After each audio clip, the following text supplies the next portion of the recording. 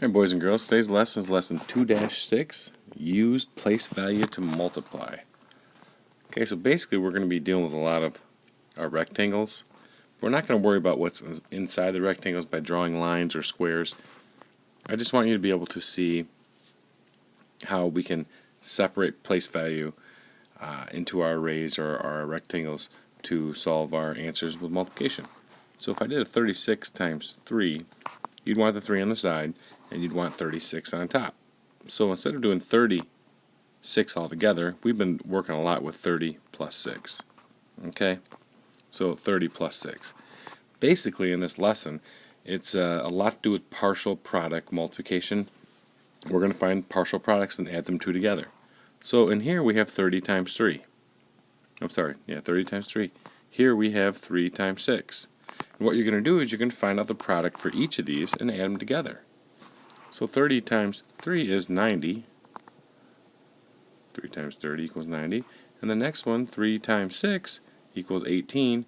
You add them together, you get 108. That's basically what this whole lesson is about. This is how you're able to see any multiplication problem of a factor that's more than one digit. Let's just break it apart in place value. So 36 would become 30 plus 6. Knowing that 30 plus 6 is 36, you have to multiply each of these two numbers by the other factor of 3. And once you do that, you'll get 108. So you multiply them each by 3. That's the same thing as doing 36 times 3. We're just trying to make it a little bit easier for you. Alright, let me clear this out and start a new one with you. Let's do 63 times 4. Okay? Know that the 6 is multiplied by the 4 and the 3 is multiplied by the 4.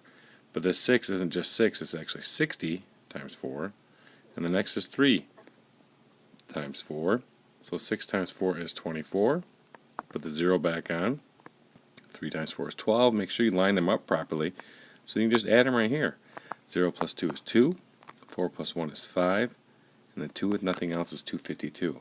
If I were to make my rectangle for that, I would do my 60 plus 3 here, and the 4 on the side. This would be 4 times 60 in here. This would be 4 times 3 in here. 4 times 6 equals 240. 4 times 3 equals 12. Add it together, 252. Okay, I could continue with this whole lesson just like this. I just do problem after problem after problem. But, because that's basically what this lesson is all about. So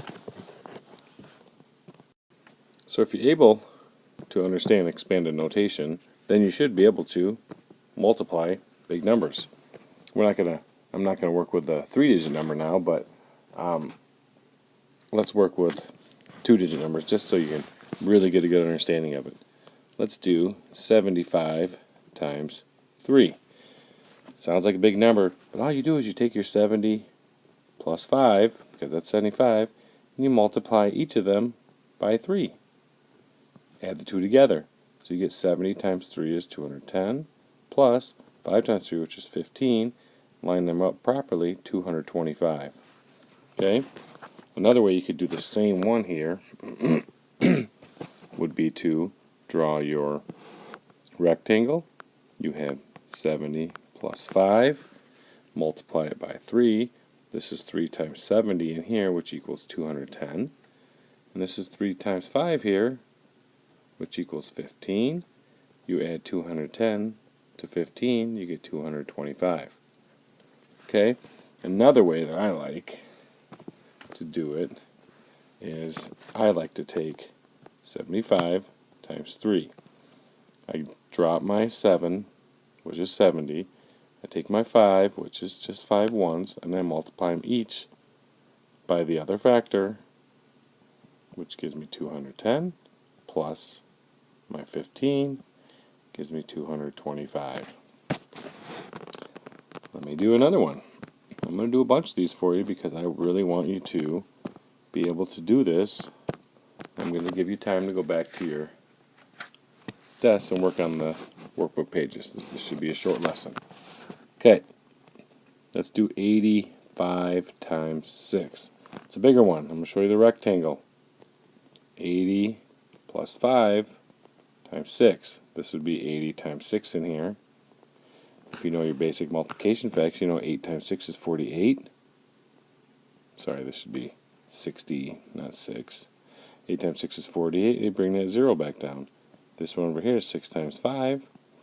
That will give you 30. Take 480 plus 30. 0, 11, 4, 5. 510.